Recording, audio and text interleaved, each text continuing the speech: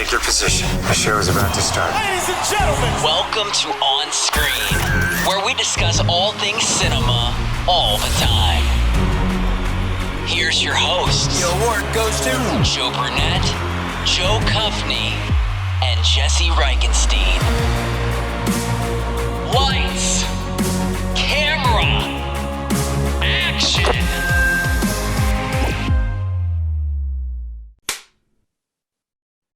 Okay, this episode we're talking about the virus film Contagion, aka reality and COVID, aka this movie I thought came out this year. Trigger warning. Even though it was from 2011. AKA I'm so sad. AKA this is it. All right, ratings. I also love that, but I think it's come up before, like how Joe Brunett doesn't like you're like, I do not want COVID in anything made these days. I don't want it. Like, I don't want any reference to it. I want to escape. And then we watch the movie about it. Yep. I think the funniest part was when Joe posted it. My reaction was, because we have our Slack channel and that's where we post our movies. And my reaction was, oh God. And then Jesse's was that like the straight face. And I was like, the dash. Yep. I love it. Honestly, I picked it kinda to stress you guys out because I knew it would. You said time to get stressed out. That's true. I think that is how I posted. I was like, let's get stressed out. And then I was like, Contagion's the pick. Did it work? Oh, it worked. Okay, great. Have you seen this before or no? That's what was kind of interesting about it is that, like the first couple days of when we were locked down in like March of 2020, I was like, let's watch Contagion. So we watched it then, but watching it again now is like that much more unnerving because of how things have been the past few years. But it is kind of interesting to like see the different perspectives between like March 2020, when everything was shutting down and like thinking about what could happen. And now like watching this movie and being like, what has happened? So it was definitely interesting from that point of view, but it still stressed me out. Isn't the timeline hilarious? Like, again, watching it at the beginning when we were like 2 weeks to flatten the curve 2 years ago. And like in the movie, right? It's like, there's like unrest at like day 20 and they like make the vaccine at day 29. You know, like everything in the movie is like talking about how crazy it is to take, how long it is, and like the vaccine, the birthdays, and how long it's like we're gonna have 140 more days of this. And you're watching that like the end of like year 2 of a pandemic. And you're like, yeah. But like a lot of it is, I mean, I did find like a lot of it like oddly accurate, you know, like some of the like misinformation stuff, some of the like variant stuff, like, oh, new variant, you know, guess we're all, you know, gonna have to deal with that now. Like all the stuff leading up to the vaccine, it was eerily accurate. It was very, and for this probably was shot in 2009 or 10 at least. And I haven't heard the term social distancing until COVID, and it was mentioned in this movie. Yeah. I was like, it is pretty crazy how I literally thought this was about 2022. I was like, or 2021 or 2020, whatever year you want to call it.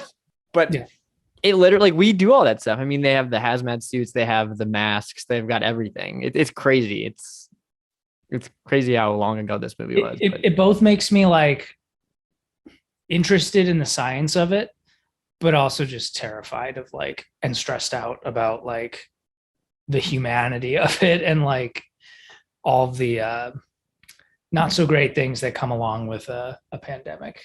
Well, I think one of the better parts of this was that it was worse, obviously, in this movie. Well, I don't know anything about anything. I mean, objective views here if we're ranking things. I don't really think there's spoilers because we've all lived this kind of. Right. Yeah. Well, no one gets seizures from COVID, which is good. So yeah, that's true. So I don't know. But there was which I always think back, like we were super young, early 2000s. There was SARS, the other, but like people became symptomatic and died much quicker, which is why it didn't really spread. But like Toronto was like an epicenter of SARS. That's crazy. I mean, granted, we like live across the lake from it, but like I don't even remember SARS being a thing. I remember, I remember it being a thing, but like it's not like anything changed because of SARS. I remember we were supposed to take a school trip to Toronto and it got canceled because of SARS. Oh, that was a young trip, man. Yeah. Yeah, it was like for like one of the like night dinners, night jousting dinner things. Oh, the medieval times? Yeah. No way. I've never been. I've always wanted to go on those. That's cool. That's so funny. I feel go for it. Let's say, can we just also agree that the only redeeming part of this movie is but one person in the cast? Only one of them? One person. Oh, so outshined everyone. Okay, well, I'm just saying the cast in general was great. Like the cast. No, they're horrible. There's one person who was really good. Do you know who it is? Mr. Geller. No. He was actually bad, I thought. I love that. Did you guys pick up on this though? No, you know who I'm talking about? Who are you saying is the best? Demetri Martin was a lab technician. Oh, I did not pick up on that. He came, I mean, he like obviously was not in it that much, but it was just like a hilarious, I mean, again, it is a stellar cast it's like a crazy weird cast. Yeah. But like, and then, which made it even crazier that Demetri Martin popped in as like one of the lab technicians. And I was like, oh, I never knew Demetri Martin was in Contagion. Nope. I mean, it is funny, like, because there are big stars in this, like huge stars, but they're in it for such short time. Like this movie gave me like Vantage Point. Have you ever seen Vantage Point? I like that movie. They gave me that vibes with the music, kind of the thriller style. And then it's like you have different vantage points of these people's lives. I thought that was kind of a cool aspect of it, but that also kind of took it out because I think the story was kind of jumbled because they just kept going from Hong Kong to London to Chicago, blah, blah, blah. And I was like, where are we right now? I was like, I don't know, which is, I think, maybe the point, but. Yeah, I mean, it's like jumping just get like the virus, but I do get what you mean. It was a little jarring at times, but like also, it all came back to Minneapolis kind of, right? True that. And it's funny because I was reading up on this. We can talk about this in a bit, but I don't think any of it was shot actually in Minneapolis or St. Paul. Quick side story on Vantage Point. Yeah. Just because it's one of my favorite things ever. My brother, who historically hates movies more than anything, Vantage Point is one of the only movies we've like dragged him to in theaters. And the beauty about Vantage Point is every 20 minutes, the movie restarts, basically. So every 20 minutes in the theater, you would hear an audible, oh, God. I mean, that got worse every 20 minutes. Can we have a Cody I Hate Movies podcast? Yes. Yeah. I mean, he loves Home Alone, so. That's true. Kind of missed it, but anyways. I do think like if we weren't in the pandemic currently, I think I probably would have enjoyed this movie more. But I think it's too real. Yeah, and it's kind of, I've always kind of felt that actually, like even if we were, I mean, I would have enjoyed it more, but I don't think I would have like been like, oh, that's a great movie. Like, not that it was a well done movie. It's just the subject matter. It's kind of like why I don't like love zombie movies in the first place. Like I'll like watch the zombie movies, but they're not my favorite. It's because it's the same. It's like essentially the same thing. It's a virus. Would you consider this like an almost zombie movie? Yeah, I think like virus movies are all in the same subgenre. I would have liked if it became more of a zombie movie because it'd be less real. See, that's what I'm saying. Like I Am Legend is like perfect because it's like the virus, but they actually turn it into like vampire zombie. You could probably re-edit this to be a zombie movie. Mm-hmm. Yep. Ooh. So on that topic, I mean, what other like virus films do you watch virus films, or was this just like a specific genre? I mean, I'm on the IMDb page right now, and I can see a few others. There's a movie called Outbreak. There's a movie called Side Effects. Mm-hmm. There's a bunch of The Invasion. I mean, there's a lot of like alien zombie there's like movies that are like that. like staying like I think of like World War Z, like a lot of like Zombieland, like all. But that starts to get into supernatural, where this is more like trying to stay in reality. So like, Yeah. I guess they're kind of different. So, but this is definitely not a genre I like, but I do think it's at the very least interesting because it, because it's a little too real right now. But I mean, it is interesting because like I was reading up and like this movie, like right when COVID kind of hit, this movie skyrocketed back up to the charts. And I was like, Yeah, I get it. Like Joe, you just said you watched it. Yeah. Which is funny to me because when this stuff happened, I wanted to completely disassociate myself from any virus thing, like anything. But some people were like more inclined to watch that type of stuff. So it's kind of interesting. I mean, you also got to remember, like in those first 2 weeks, it's crazy now, but like we were like, oh, we're gonna sit inside for 2 weeks, like crazy, but like this will be like a fun stay inside. You know, like we weren't masking, we weren't like we had no clue what we were doing.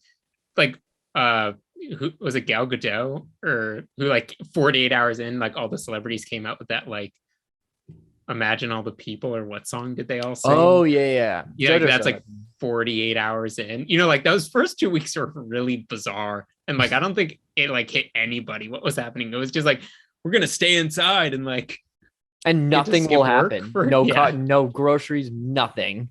Yes, it was weird. I remember having like in the first few weeks like a severe anxiety about going to the grocery store. Like, I mean, I didn't have to leave the house for work, but like going to the grocery store was like a big deal, you know? Yeah, I agree. I mean, anything.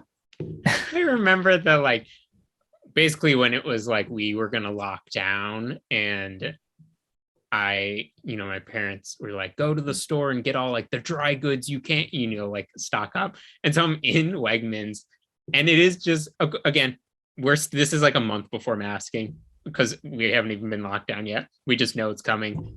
And the store is like jam packed. Like you could not pick a worse place to be in a pandemic.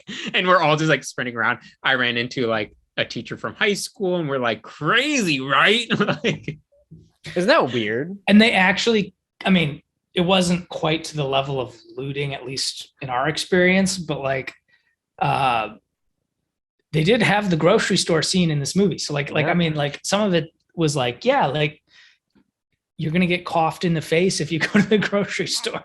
I mean, this was so like, it literally could have been like found footage, like this movie. Mm-hmm. And the home invasion was pretty creepy to me. Like when the guys were shooting the neighbors and they were like running around, like that was terrifying.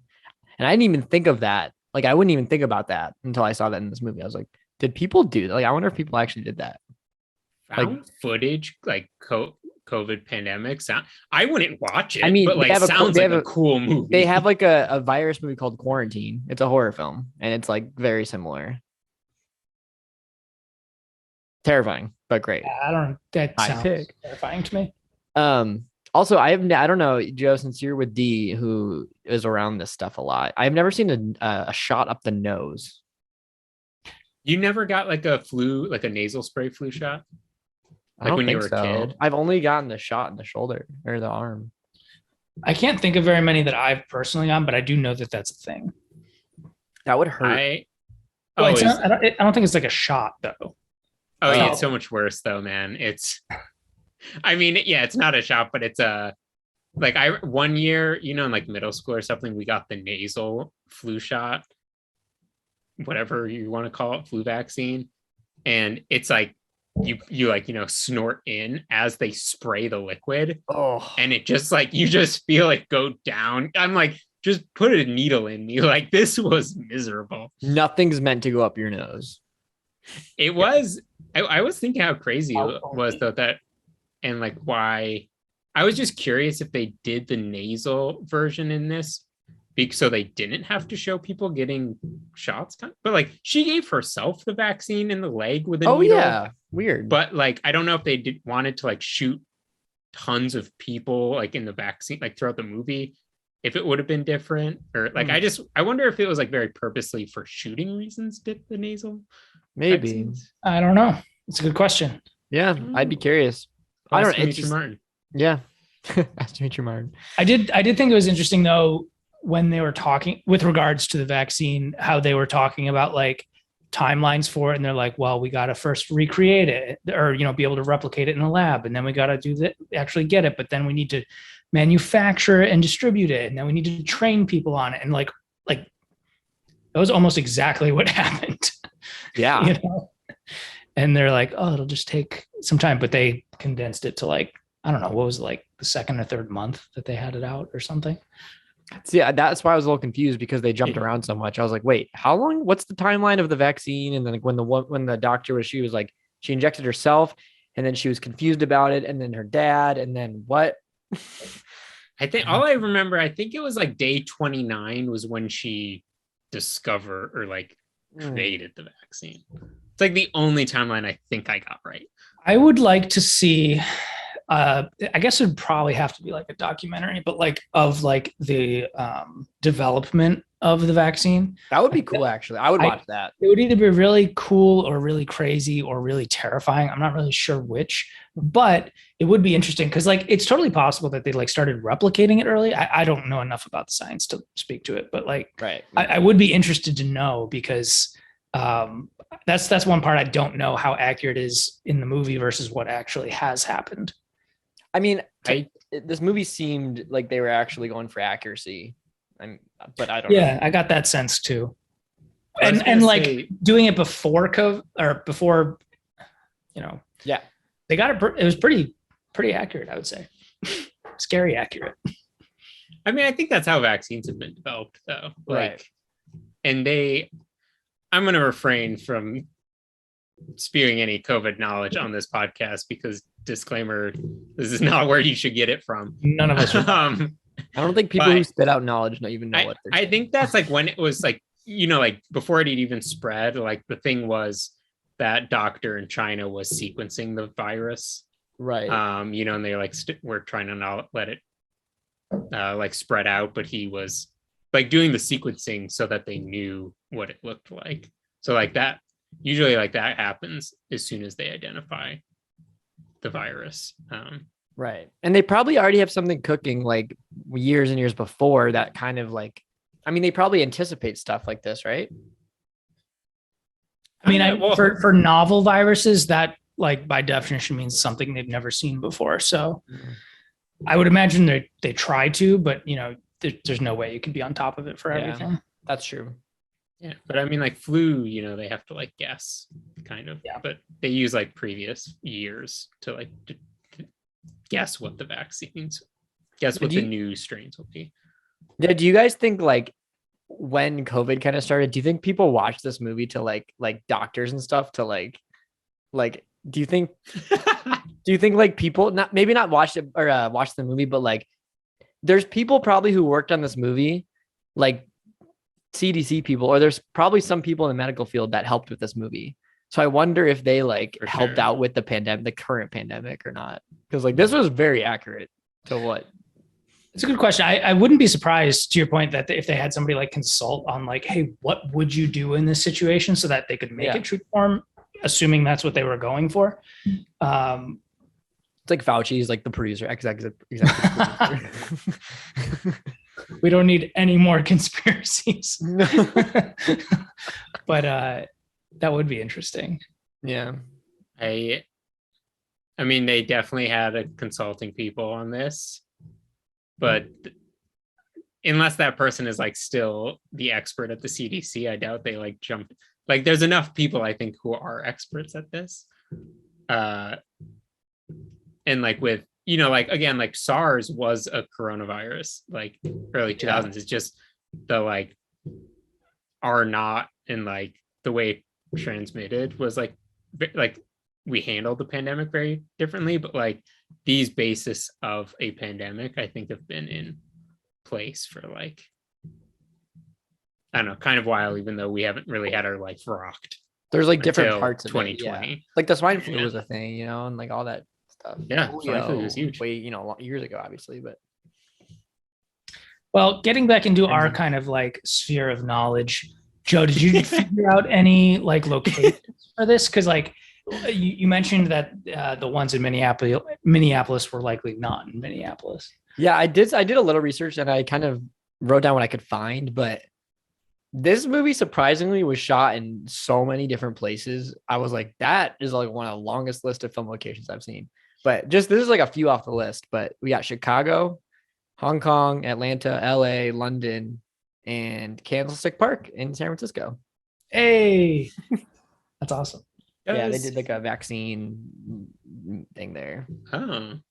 Oh, they did have a scene where they were shooting or giving the vaccine. It was in the parking lot. You could see the Candlestick Park sign on the Oh, that's cool. Yeah. But yeah, I thought that was there's just a lot in this movie. You have any reference of how big this movie was when it came out? Like, well, Steven Soderbergh, the director, he's pretty big. He's like a pretty big director. Yeah, it seemed like a big it definitely was known. I'm just like curious. Like, I don't have any recollection. Like when it came out, you definitely heard the name. Yeah, I remember like when Joe picked it, I was like, this sounds really familiar. I thought it was like a Liam Neeson like zombie virus movie, something 28 like Days that. Later. Yeah, I love that movie. But I don't know how. Yeah, I'm looking it up. Let's see. I don't know if it was like. I think it was pretty big. I've never been into this type of movie, so I never watched it. I just can like picture where in the video store this was with all the other. Yeah. Why 28 Days Later? For any movie like this, I picture that cover with like the biohazard. Yeah. Even though I never so seen funny. that movie, but I know the cover. There you go. Apparently, a lot of the cast members like didn't do this for a lot of money, and like Gwyneth Paltrow worked for free and shot her scenes in less than 3 days.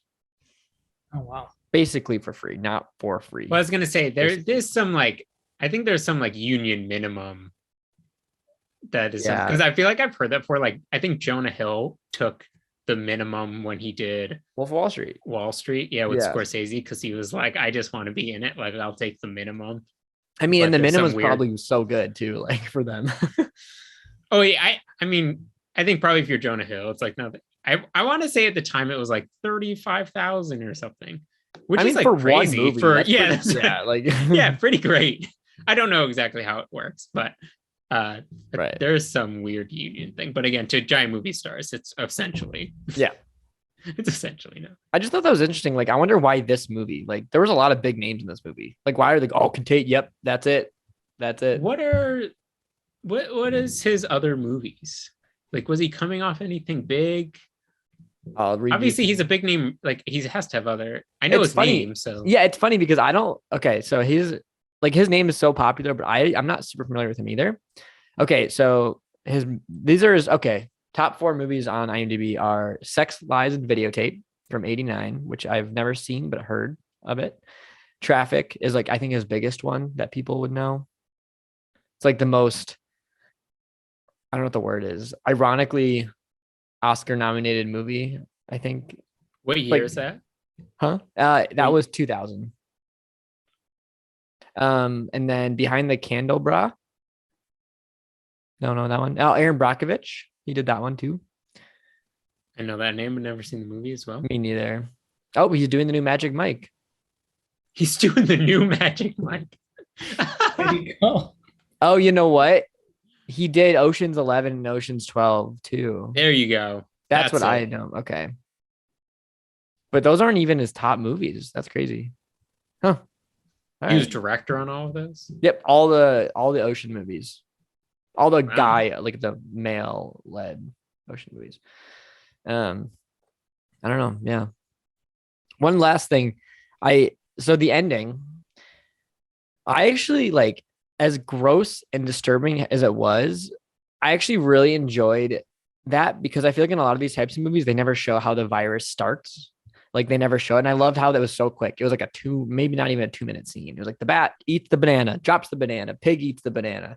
Like I thought that was really cool. Cause like you hear about this, like, oh, COVID's from a bat or whatever. And how? Like, yeah, I agree. It's kind of hard to imagine, but this kind of did a okay job at like showing how it possibly could happen, and it's like it seems like I don't know, it's got to be one of those things where it's like, man, what are the chances? But all it takes is one time and there you go. And that's such a simple go for it. Yeah, well, I was just gonna say the important part of like the bat left because we were knocking the we're demolishing the trees Right. and pushed the bats out to, you know, like also Yeah. some fun human intervention there. Maybe a statement being made there. Yeah. I kind of got like early to like this doesn't make me 211. I don't think of 2011. I think of like this movie kind of felt like it was like a 2005 movie, but like Seemed earlier. the 2005 version of Don't Look Up, kind of, but a virus version of it. Yeah, well, in like 10 years, when we have a giant meteor about to blow the earth up, we get to and we have to stay home for some reason. We'll be like, oh, let's watch Don't Look Up from 10 years ago. Great. And then we have some crazy billionaire in 10 years who like currently he's like 3 years old. Yep. But in 10 years he'll be a billionaire who's like, oh, I'll fix the meteor. No problem. I think when that happens, I think we all get together, we watch Contagion, Don't Look Up, and Armageddon. And then Armageddon. we save Armageddon for the last one, so we have hope. I like that. And then we get together in like a midsummer, like just kind of like we're like it's kind of the end, but we can probably save it with some weird sacrifices. And dude, I would much rather go up in flames. The Wick Man. Although actually no, I wouldn't. That would be awful. Yeah, you know what scarred me, man? That guy jumping off a cliff in that movie. I'm really happy it scarred you, but I'm sorry it scarred you at the same time. So we were recording this just the week after the Super Bowl, and I have to ask Joe, did you like the commercial with where they danced around the fake maypole? I forget which one it was. Oh my gosh, yeah, I forgot about that one. I think I liked it. I don't remember exactly what it was advertising. I don't either. It really nailed it. I kind of remember, but not really. I remember the dancing, and then I don't remember anything else. But maybe we do a quick round of favorite commercials. This actually translates really well to news, but we should rate it first. Oh, yes, let's do it. You start, Joe. I'm going to give it a 6.5 because, well, I'm going to give it a 6.5. Just, nasty pigs. Because don't bring the pigs into this. That's not their fault. I don't know. It's just like, it's a little too real, but I find it interesting enough where like, I'm not going to watch this a million times, but like, it's interesting enough, especially right now, and especially contrasting it with when I watched it like 2 years ago, that, it was enjoyable. It was at least interesting. So 6.5. Nice. Do you want me to go? 6. I'll go. You can go. You go. I have no clue what I'm giving this right now.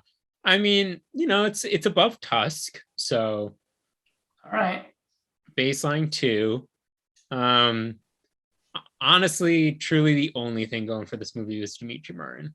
Like, if he wasn't in it, I was gonna come in real hot on this podcast. Wait, you didn't like Matt Damon? Matt who? No.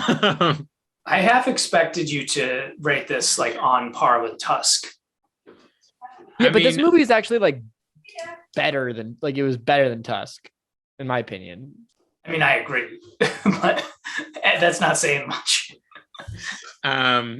You put this cast in Tusk. I don't know. Maybe we're at the same level. Switch the cast. Yeah. Contagion. With This would be awful if Justin Long was in this movie. I like Kevin Justin Smith Long. directed it. Oh, it'd be terrible. Okay. Anyways, we'll go again. It's every time. I always like at the end when we go to rate it, it's like higher in my head than before. Yep. There is very much some thing in psychology that explains that. Actually, I heard the other day, and I was like, that happens on the podcast every week. But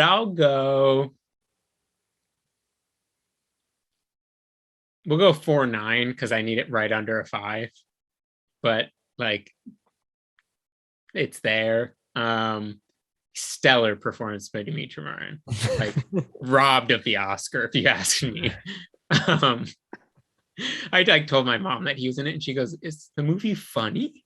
I was like, no, but he's like that. He like kind of has like a funny line. Like he's kind of like a annoyed tech lab. It's funny. When I saw him in it, I was like, who? That guy looks so familiar, and I didn't even look it up. And then I didn't even think about it until you were like, that guy's in it. And I was like, wait, that's got to be Demetri Martin. Because I was like, Jesse wouldn't bring that up unless it was like some comedian that he likes. It's just some random guy. I'm like, I looked him up. He's great. So we'll go 4.9. If you really want to watch something on a pandemic, I'm sure it's great. I just have no interest in that. 4.9. 4.9. Handshakes, which I thought was interesting that like when the CDC guy came and gave the vaccine to that guy, the guy's son. Yeah. And then he like shook his hand. So, I was so confused by that scene. Right, from nowadays. But also I like that he was like, hey, do you know where the handshake came from? And he's like, no. And he's like, it's like to show that you didn't have a weapon. And I was like, watch my doc. I was gonna say we need to push the doc. Yeah. Once it's done. Right. Pringles. Okay. So yeah, 4.9 handshakes. All right. I'm on this very similar level that you are, Jesse. I do think like if you do like these type of movies, I think you would enjoy it because it's I don't know, well. But it's done well, but it also seems realistic and scientifically realistic. I don't know if that's true, but it seems like it is. I love the cast members. I like how it is like Vantage Point because it's quick. There's not any like really slow scenes, which I do like about movies when they do that because it kind of jumps around a lot, which I do like it, even though sometimes it can kind of ruin the plot a little bit. But I like that part about it. Yeah, I mean, this is not my genre. Poor pig. Poor piggies. I don't know. I'm gonna go four bats because give love to bats. Give love to bats. Let's show some love to them bats. They're born that way. They can't control that. You can't help it. But it's a well done movie. It's just not for me. So got it. Yeah. But success in stressing both of you out just a little bit. This is going to contradict itself, but I was feeling good about the pandemic until I watched this again. I watched this movie, but then I was also feeling bad about it. Not bad about it, but I was also feeling good about it. And I felt better because of the result of the virus in this movie just seemed worse than the COVID is. So I was like, okay, I don't know. I do think this, I mean, you're kind of comparing a movie to a real world pandemic, but yeah. We're just living in a movie, buddy. Yeah, I don't even know where I'm going with this, but the Joe Show. No, I know what you mean. I know what you mean. It's like it's tough. Like I just thought the movie, like the virus in this whole movie, it just felt worse than real life. So I was like, okay, that's a positive. Good. There's a silver lining then. And it made me feel good about it. Actually, I was like, oh wait, we can go to bars, so we can do all this stuff. I don't feel weird about going to the grocery store anymore. Like it's I don't know. It's yeah. I get sad about life, and then I watch movies about worse things. But I am glad that they didn't do what I loved about Don't Look Up is the comedic aspect of it. But I am glad they didn't go that way with this one because it's such a serious matter. So I'm happy that they stuck with the serious tone. So could you imagine if they included like Deadpool, Marvel, like look to the camera humor? They probably have a movie out there about that. There's got to be something. But to answer to segue into news, my favorite Super Bowl commercial, I'm going to go with a movie trailer because that's what I'm going to do. But I'm going to go with the new Jordan Peele movie because did that play during the? Nope. Yeah. They released it like the morning of, but I saw it online. Yeah. Oh, it looks so good, dude. I think it's an alien movie. Did you know about this before? Super Bowl? So like a few months ago, he posted just the poster That's all he did. Like he didn't say anything about it. There's nothing on IMDb, nothing. He just posted the 3 cast members, the 3 main people, and then the poster. And then nothing was really set up until the trailer really came out. So I'm excited. It should be good. I'm very pumped about it. I love everyone in that movie. Is Demetri Martin in it? Doubt it. Not Josh Peck, not Jonah Hill, not Demetri Martin. This is not a Jesse movie. Not a Jesse. Pretty bad. What about you? For me, I'm gonna have to go with the Bush Light Kenny G ad. That one was good. I did like that one a lot. I just love Kenny G. I know. I thought of you when that came on. I was like, this Yeah. is a good commercial. Yep. So hands down, that's my favorite. I'm trying to think of what other good ones there were. There were a couple good ones. I always like the Doritos ones, but like they're always like so overdone that like they're just so ridiculous. But I liked the like sloths in it. Yes, of course. You gotta like the sloths. I also like the go for it. The Uber Eats one where they're like eating the products. There's like a bunch of like big cameo. Oh yeah. Your guy, your guy, cousin Greg. Cousin Greg. That's why like I had seen it initially. Like he shared a clip and he's like, I'm in my first Super Bowl commercial, and they're just like eating like soap, and I was like, I don't know what's going on, but Uber Eats. This Super Bowl felt like it was made for millennials, just the whole thing, because you had the halftime show. Oh yeah. Killer. But then you had like everything the felt best halftime show I've ever seen. It was a great halftime show. It just felt very like mid 2000s, which I was very okay with. But even the commercials felt like that too. I don't know. They just know their audience, I guess. I don't know. I was okay with it. Yeah, I thought it was great. I also like the Lord of the Rings trailer, The Ring of Power. I'm excited about that, but also it's a series, so I'm gonna have to get into that series. And we talking about series. Wait, let me guess. Search Party. No, but that's a great thing to bring up. So have you guys watched it yet? Not yet. Okay, I'll bring it up next week. Great show. Guys, there's oh my God, it literally ties in every week. I don't want to like ruin anything, but like there's everything you want. There's comedy, there's gore, there's kind of a cult aspect at one point. There's kind of a weird like zombie pandemic-y, like somewhat related to this at some point too. It's got everything. Anyways, I finished it. And like I said, I think last time when I was watching season 5, like the last season was clear, like this is their last season. Let's just like go crazy with it. Like it's the first 3 seasons, they like nail it. It's so good. And then it's like, they try a bunch of different stuff and it's still amazingly crazy. Thanks for bringing that up. But now what I was going to say, another series that I binged through this weekend, the entire series, Mighty Ducks Game Changers. Oh, what did you think? I watched the whole season. It's good, right? It's good. Yeah. It's a good show. I will say, well, one, the kid who plays Nick, love that kid. He's good. Yeah. He's so good. And I just feel like I kept being like, what else? I mean, it's funny. It's like, what else is he in? He's a kid. So it's like, he's not been acting forever. It looks like one of those kids though. But yeah, he looks like he'd be in a lot. And everything he said, I forget even that in that first episode, what he says about having a podcast body. Yeah. But I also love when he, people kept being like, oh, but like, you're good at school. And he's like, I'm like a B- student.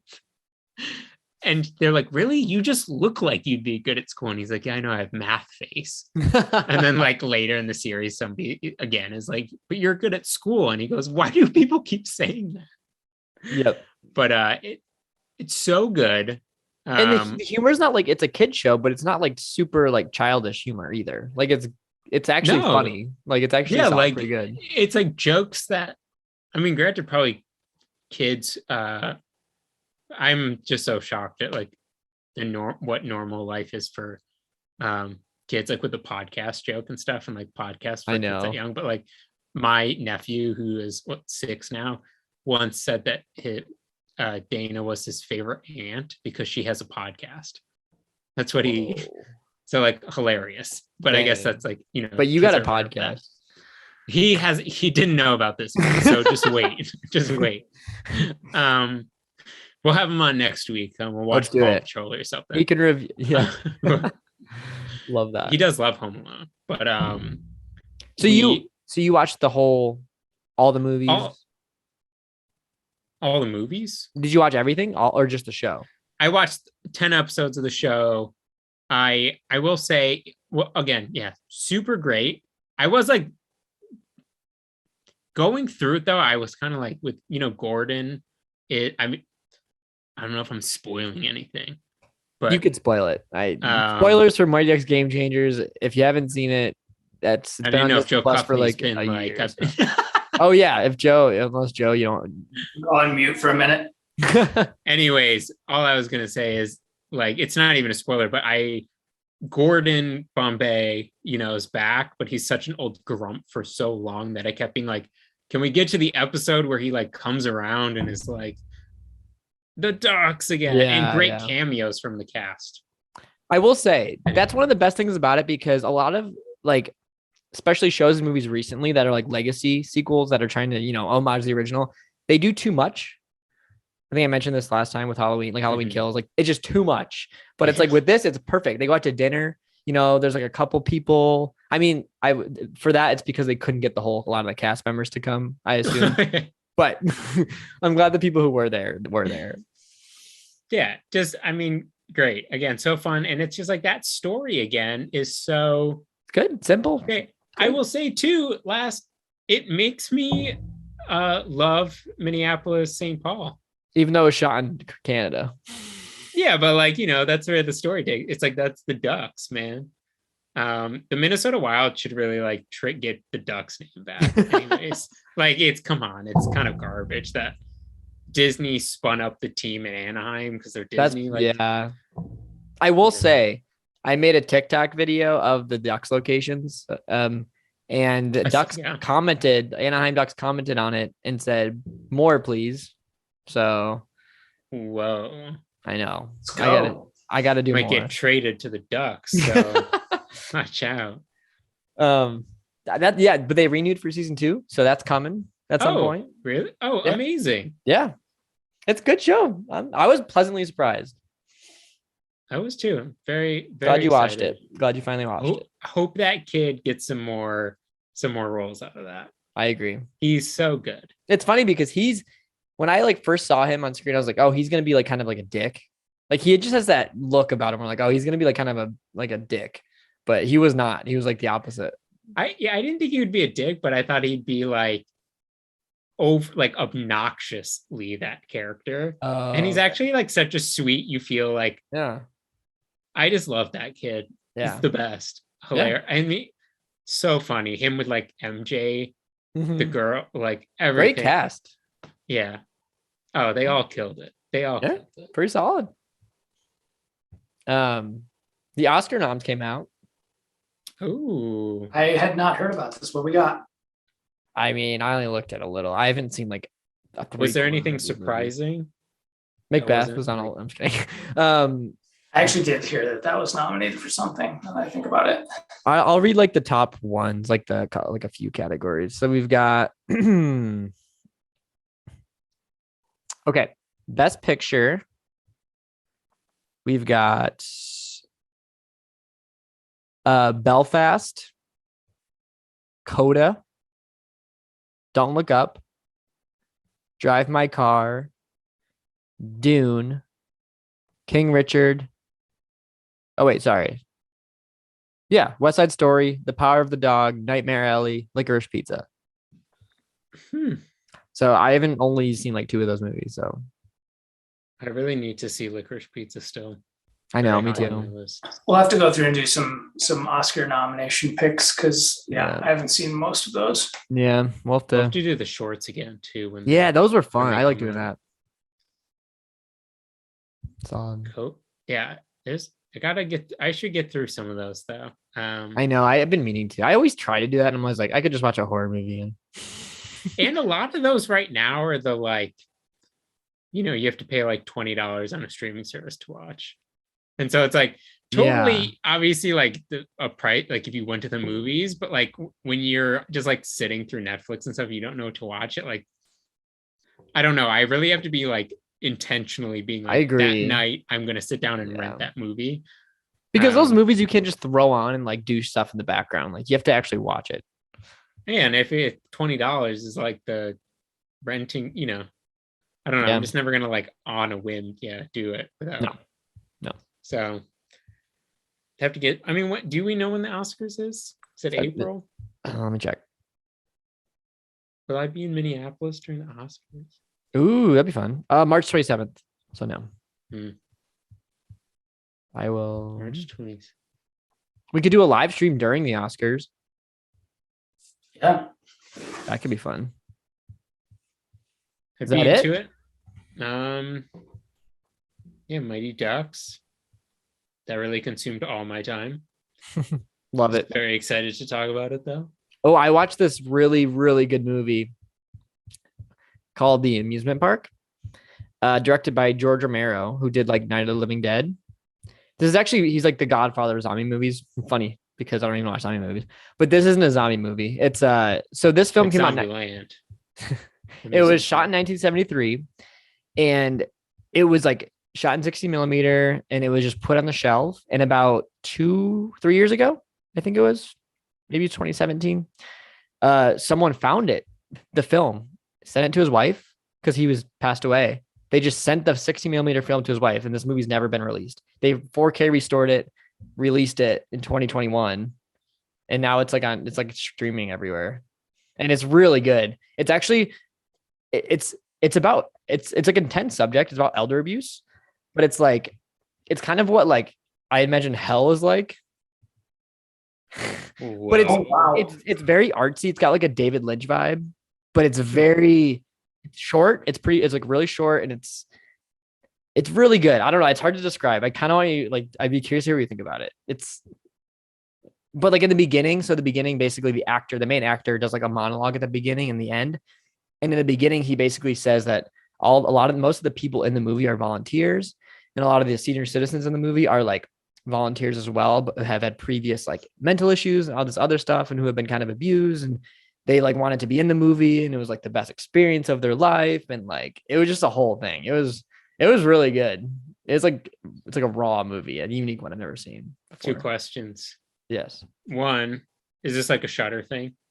It's on Shudder, but I think it might be on Prime. Cool. 2, where was this like shot? Do you know? Philadelphia. Everything makes it not Philly, Pennsylvania. So most of Romero's films were in Pennsylvania. Interesting. Yes, it's on it's on Sling, Roku, Amazon Prime, and YouTube, not YouTube TV. So Prime, Sling, Roku, and Shudder. Let's beep all those out. They got to pay us, man. That's true. So get those it's on. Beep, beep, it's streaming on. Give us that money. We're not giving you free ads. Netflix, if you want your name out there, you're gonna have to pay up. I just have never seen a movie like it ever, and it's very interesting. It's very, very interesting. That makes me think. I really would like. How cool would this be if someone made maybe not a film or like they documented or did something like over the pandemic or like a podcast or something, but like no one saw it for like 60 years.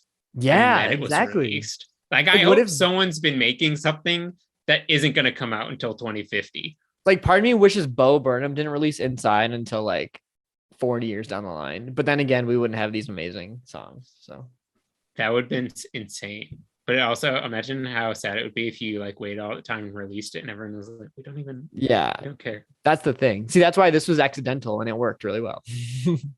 Yeah, some of the great, like it's crazy. Marcus Aurelius meditations, the like Stoic Bible, basically never even meant to be published.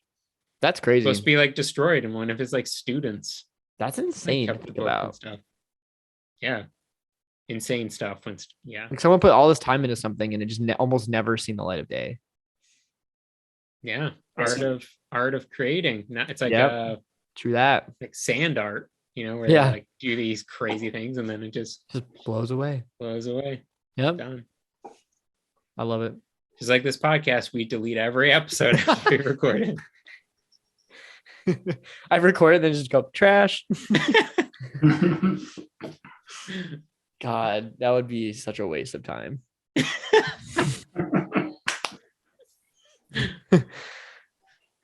All right, is that it? I think that's a wrap.